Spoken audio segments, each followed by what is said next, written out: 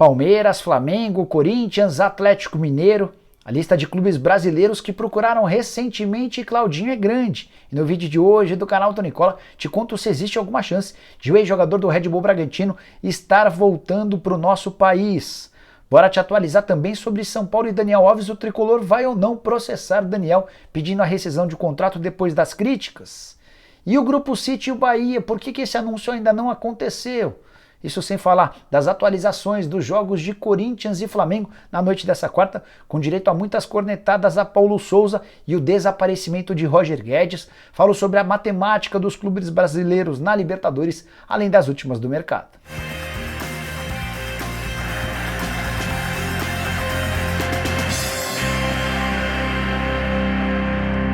Fala aí pessoal, bem-vindos a mais um vídeo do canal. Que bacana ter vocês por aqui, ótima quinta-feira para todos. Antes de começar a passar as informações, só me apresentar, sou jornalista esportivo, trabalho na área desde 2000 e por aqui tento deixar você super bem informado sobre as coisas do seu time do coração. Para não perder tempo, já quero pedir para deixar like, se inscrever no canal e ativar as notificações, beleza? Bom, bora começar contando que todo esse conteúdo é um oferecimento de Betano, casa de apostas esportivas, que é a patrocinadora master de Fluminense e Atlético Mineiro. E nessa quinta-feira tem boas chances de você se dar bem com jogos da Libertadores e da Sula. Por exemplo, separei o jogo entre Fortaleza e River Plate, jogo no Castelão, mais de 43 mil ingressos vendidos e a vitória do Fortaleza paga R$ 3,35 para cada real apostado. Já na Sul-Americana a gente tem o Everton do Chile e o São Paulo. Se o tricolor vencer como visitante, você vai receber R$ 2,10. Tenho apostado bastante na Betano. Nessa quarta-feira, por exemplo, apostei que Real Madrid e Manchester City marcariam gols e aumentei a minha conta, que hoje já está em R$ 1.224. Para você também ter a oportunidade de se dar bem na Betano, é bem simples. Vou deixar um link no comentário fixo desse vídeo. Você faz seu cadastro e começa a apostar. Agora sim, bora começar o vídeo sempre com o tradicional giro de notícias e a primeira informação é do Palmeiras. Mais especificamente sobre Endrick, que só tem 15 anos de idade, mas segue assombrando. Nessa quarta-feira, na estreia do time sub-20 no Campeonato Paulista, o Endrick marcou os 2 gols na vitória por 3-0 contra o Taubaté. Ele é bem mais novo do que todos os concorrentes. Já o Atlético Paranaense, que demitiu o Fábio Carille na manhã de quarta-feira e já anunciou o Felipão como seu substituto, não terá de pagar uma multa astronômica a Carille, como foi divulgado. Chequei essa informação com uma pessoa próxima ao ex-treinador do Furacão e ele assegurou que isso não existe. Por falar em Furacão, cerca de 40 torcedores protestaram contra os atletas no desembarque do time depois do 5-0 contra o Strongest. Para completar, quero contar que o Seattle Sounders é o mais novo campeão da Liga dos Campeões da CONCACAF, a nossa Libertadores disputada na América do Norte. E é o primeiro time dos Estados Unidos a vencer o torneio nesse formato. Vai ser também o primeiro time americano a participar do Mundial de Clubes. Nessa quarta-feira, a vitória por 3-0 contra o Pumas dentro de casa e muita festa que contou com o brasileiro João Paulo em campo. Quero falar agora sobre a matemática dos clubes brasileiros na Libertadores da América, começando com o grupo do Flamengo. Daqui a pouco eu falo mais especificamente sobre o 2-2 do Rubro Negro contra o Tajeres. Bora abordar sobre como é que ficou a classificação do grupo. O Flamengo chegou a 10 pontos com esse empate, o Tajeres tem 7, a Universidade Católica foi a 4 e o Sporting Cristal a 1. Isso porque Católica e Cristal empataram em 1-1. Dessa maneira, o Flamengo ainda não está classificado matematicamente, mas só uma catástrofe tira o rubro-negro da próxima fase. Ele precisaria tomar 2 goleadas nas rodadas finais. Já no grupo do Atlético Mineiro, o Tolima venceu o Independente Del Valle nessa quarta-feira. Nova classificação tem o Galo com 8 pontos, Tolima com 7, Del Valle com 5 e o América com apenas 1 ponto. O Atlético faz 2 jogos em casa e se vencer ambos, obviamente, será o primeiro colocado do grupo. Essas 2 vitórias, inclusive, poderiam ajudar o América, que só passa a próxima fase se vencer suas 2 partidas como visitante e ainda contar com mais 2 vitórias do Galo.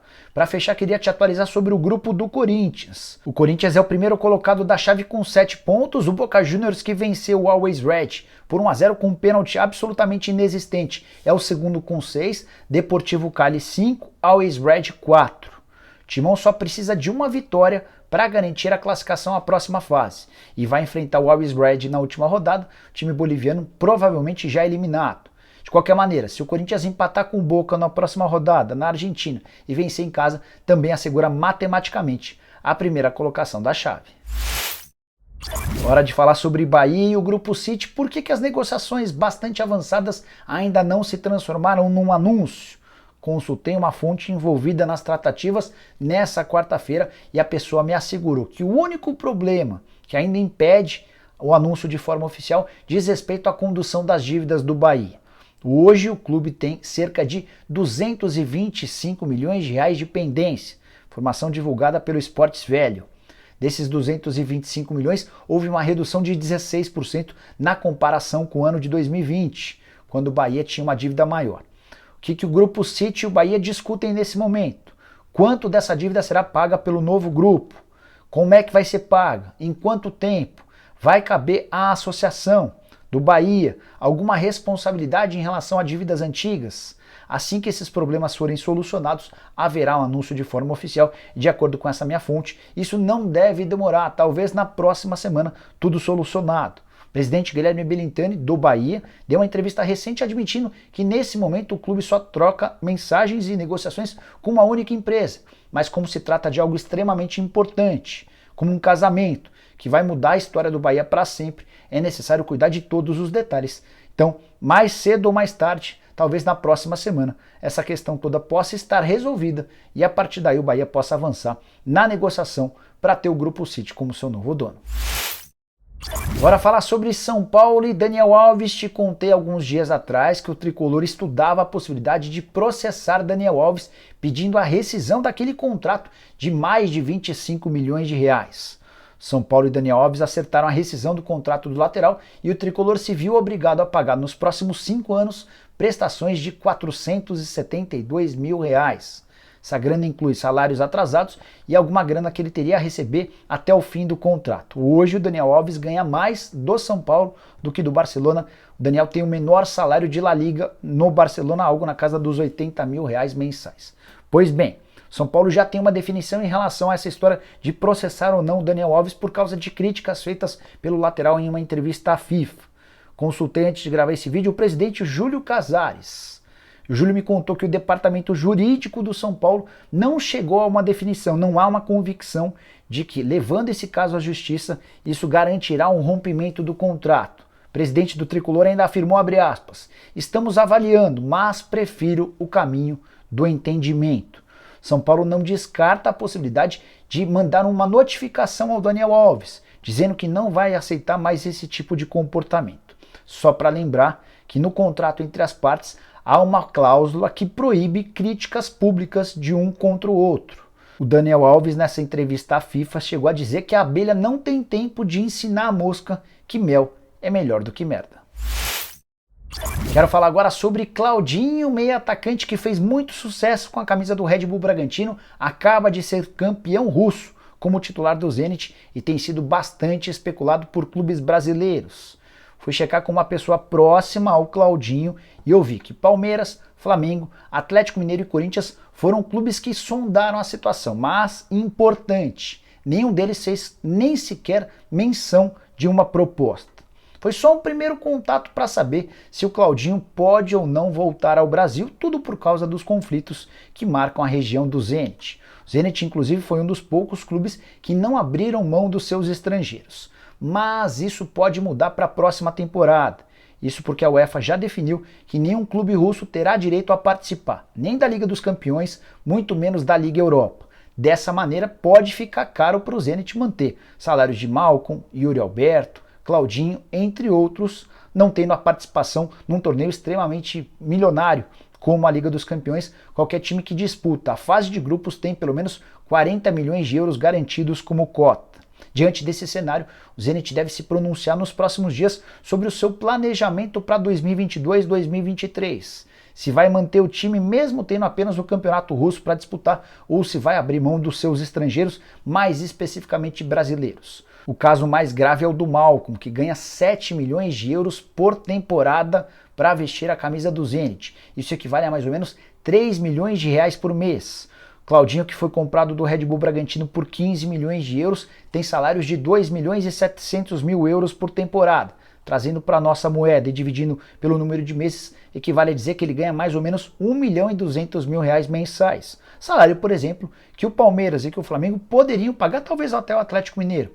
A grande questão é como adquirir os direitos econômicos do jogador, que foi comprado em agosto do ano passado, como eu disse, por 15 milhões de euros. Claudinho, que ainda tem 20% do valor de uma venda futura, preso ao Red Bull Bragantino. Bora falar agora sobre o empate de 2-2 do Flamengo contra o Talleres na Argentina, resultado que causou muitas críticas ao técnico Paulo Sousa, especialmente porque o português, depois de alguns erros durante a partida, foi bem mal na entrevista coletiva. Primeiro, falando sobre o jogo, o Flamengo, enquanto teve a bola, criou várias oportunidades de gol, mas seguiu extremamente frágil defensivamente, tomando 2 gols e correndo o risco de tomar outros. Pablo, que começou como titular, se contundiu, o Arão precisou ir para a zaga, enfim, coisa acabou não funcionando bem. Tem um número que chama bastante atenção nos 4 primeiros jogos do Flamengo na Libertadores, já foram 48 finalizações contra o gol do rubro-negro. Isso dá uma média de 12 finalizações contra o gol do Fla por partida. Talleres tem só 5 gols na Libertadores, desses 5, 3 marcados contra o Flamengo, mais um sinal de alerta para o sistema defensivo rubro-negro. Quero contar a respeito da entrevista do Paulo Sousa. Depois do 2-2 ele disse, abre aspas, dentro das circunstâncias do jogo, estamos de parabéns, fecha aspas. Era tudo o que ele não poderia dizer, foi o suficiente para que muitos torcedores nas redes sociais condenassem os parabéns. Teve muita gente, inclusive, lembrando de uma declaração do Abel Braga, então técnico do Vasco, depois de uma derrota para o Flamengo, quando Abel fala, foi lindo. Ele, na oportunidade, estava se referindo ao espírito coletivo do time mesmo, apesar da derrota. O pessoal do Vasco não gostou, assim como agora os torcedores do Flamengo estão bem irritados com o português. Agora fechar o vídeo para falar sobre o Corinthians, que ficou no 0-0 com o Deportivo Cali num jogo bem mais animado do que o placar demonstra. O Corinthians teve várias chances de ganhar o jogo, é melhor do que o Deportivo Cali, mas esbarrou na falta de pontaria, em boas defesas do goleiro adversário, mas também contou com a ótima participação de Cássio, que fez uma defesa espetacular no primeiro tempo e defendeu um pênalti cobrado por Theo Gutierrez na etapa final, quando o jogo ainda estava 0-0. No finalzinho, depois desse pênalti pego pelo Cássio, o Corinthians teve a oportunidade de abrir o placar em outro pênalti. O Fábio Santos, que não perdia um pênalti com a camisa do Corinthians desde o longínquo ano de 2014, acabou chutando por cima do gol a chance de o Timão voltar da Colômbia com uma vitória. No final das contas, Deportivo Cali 0, Corinthians 0, resultado que manteve o Timão na primeira colocação e a 3 pontos de assegurar a passagem para a próxima fase. O Corinthians teve alguns bons pontos positivos, gostei da atuação do Jô, muito mais leve, mais móvel, participativo, Cássio outra vez defendendo bastante, mas outros pontos bem negativos. O Maicon me pareceu bastante cansado. Roger Guedes não foi utilizado por opção do Vitor Pereira, começou no banco de reservas e não ganhou nenhum minuto. A grande dúvida é, será que foi por causa das críticas que o Roger Guedes fez ao rodízio depois da última partida? Bom, enfim, essa resposta só vai ser dada mais para frente. Corinthians que volta suas atenções agora ao Campeonato Brasileiro, confronto contra o Boca Juniors, marcado para a próxima semana na Argentina. Bom, pessoal, eram essas as informações que eu queria dividir com vocês no vídeo de hoje do canal do Nicola. Quem curtiu, deixa like. Não esquece também de comentar, de se inscrever no canal e de se inscrever também no nosso canal de cortes. Quando a gente bater 80 mil inscritos, vou fazer um sorteio bem legal. Fechou? Abraço, tchau!